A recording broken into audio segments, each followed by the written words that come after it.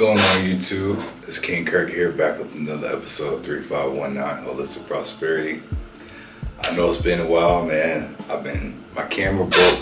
There's a lot going on, but we're back at it. Today we're going to finish our conversation with spiritual prosperity from last time. So last time we talked about whether or not, were spirits real, what are they made of, can it actually be quantified or measured, stuff like that. But now I'm ready to talk to you guys. I'm ready to talk to my homies, my family, and just really kind of pick you guys' brains and see, what do you feel about spirituality, spirits, and things like that. So that's coming up real soon. I'm going to be having conversations with a lot of interesting people because I feel like the people that I have in my circle are very open-minded, big thinkers, and they can come up with some crazy stuff. So we're just gonna chop it up with them and see what's going on, see what's in their head, and I'll maybe add or give me a different perspective of what I believe spirituality is or what it means to me. And plus, I think it always helps to know your inner working, your network, the people you eat, you vibe with, you chill with, how they view things like spirituality. I'm not gonna say I'm not gonna be anybody's friends if they believe something I don't believe, but it's really good to see, like kind of what they're working with and why they believe what they believe. So that's coming soon.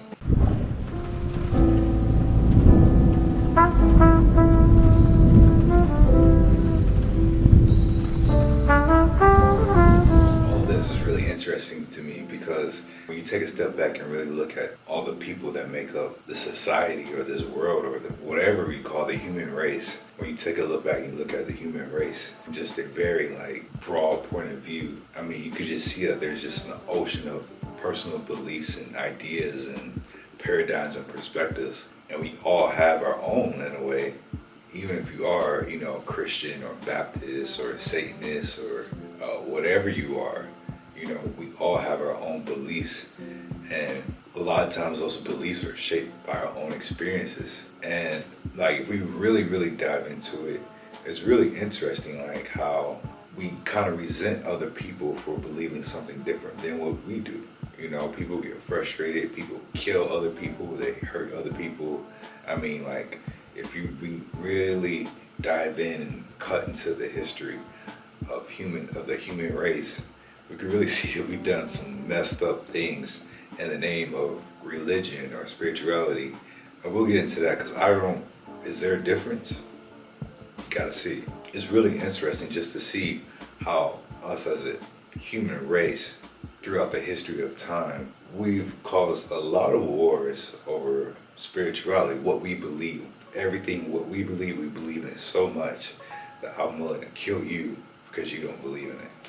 And it's really awesome to, if you really look at it, how we are about what we believe in, but heaven forbid someone challenges us on our beliefs. So if we take that same thought and we just imagine 6 billion people, just imagine that 6 billion people here, people in Asia, Africa, Australia, United States, the rich, the poor, the sick, the obese, the skinny, everyone just thought the same exact way. Can you imagine what our society would look like? It would be weird. I don't want to cuss anymore on here. It would be weird. It'd be really, really weird to just see that. How everyone would be like a robot. It would be crazy. But it's if you challenge someone in their beliefs, or you're saying you're wrong and I'm right, or I'm right and nobody else, if you believe in this, you're wrong, then that's what you're kind of asking for. You're asking for this just uniform society of people, 6 billion people, to believe what you believe. And I think that's fucking, I'm gonna cuss. I think that's fucking crazy. I think that's really crazy. I think that's crazy. I think that's fucking crazy, And that leads me to my second question. So if there's 6 billion people and we all believe just different thoughts and ideas about what spirituality is, if there's a God, do we have a soul, is there a hell, is there a heaven, Allah, Buddha, Jesus, whatever. There's so many religions out there. Who's right? Is there one truth? Is there just one single truth that can be applied to all of us? I don't know. Because if there is, then we kind of are just robots in a way. But if there's not, then how can I say that my truth is greater than yours? And how can you say that your truth is greater than mine? Or maybe that is the answer. Maybe we all have our own personal truths that apply to us. Like maybe we're our own galaxy or planet, and what's true in our world may not be true in yours. And what's true in your world may not be true in mine. I don't know. For example, suppose a young lady grew up in the Bible Belt, Southern Baptist Church in Louisiana. Her paradigm or idea of being spiritual were rooted in following the teachings of her religious leaders and her family. Unfortunately, one day, she tragically loses a family member and she revolts against her religion. She begins to revolt against God and anything that resembles religion. From her 20s to her 30s, she wants nothing to do with religion. Then later in life, she has children, and somehow, something deep inside her, she begins, and maybe even knows, that there is something beyond the shared DNA that connects her to her child. Through her reading, she stumbles upon a new religion and faith, and identifies with this one, much more than the one she grew up in, and eventually rejected. She faithfully practices it and begins to see the positive changes in her life. She began to tell many people about her new way of living and thinking, and becomes passionate about it, and she wants others to share. Let's see, if we take a look back and really just examine this woman's life, just in her 20 years or 20 or 30 years, she went through 3 phases of belief in her life, which I believe that most of us probably go through in one range or another. You know, she started off growing up in the church and she believed really, really hard in this religion, or she had much faith in this religion. And then after a tragedy happened in her life, she abandoned that and she believed that there was nothing. And then through a miracle, the miracle of life happens to her and she gives birth to a child, and now she believes in this. So just within her 30 years on this planet, she went through just several paradigm shifts. And hey, it's the government, man.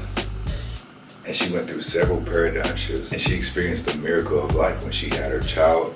And she realized, you know, maybe I do believe in something. I believe in this now. Now we have to ask ourselves, in her course of her life, which part was not true?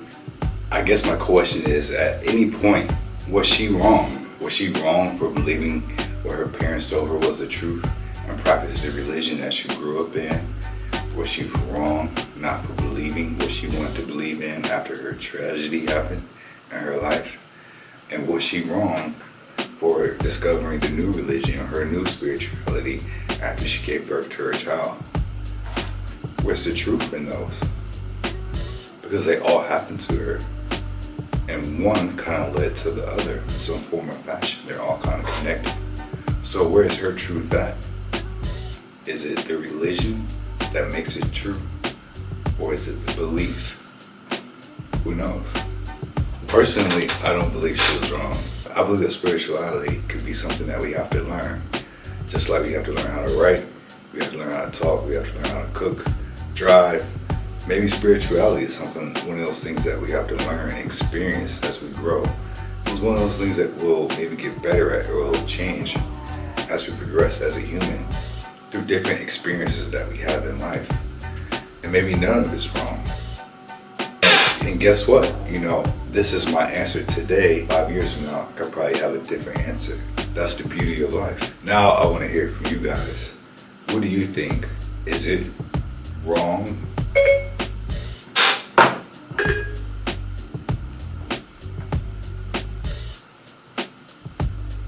I want to hear from you guys. What do you guys think? Are we just supposed to all think the same, have this one set belief? Are we all supposed to be Christian? Are we all supposed to be Muslim? Are we all supposed to be Jewish? Are we all supposed to just have this one set thought? Or, you know, can we all coexist and have different points of views? But what happens if your point of view is goes against my existence? What if in your religion it says that I should not be here if I don't believe what you believe? Like many of the genocides that happened back in the old history, where they would kill people for literally not believing in this. What happens then? I guess we gotta find out next time. This is King Kirk, 3519, Holistic Prosperity. This is Spiritual Prosperity. I'm back at it, man. Let's get it. Thank you. Peace and blessings.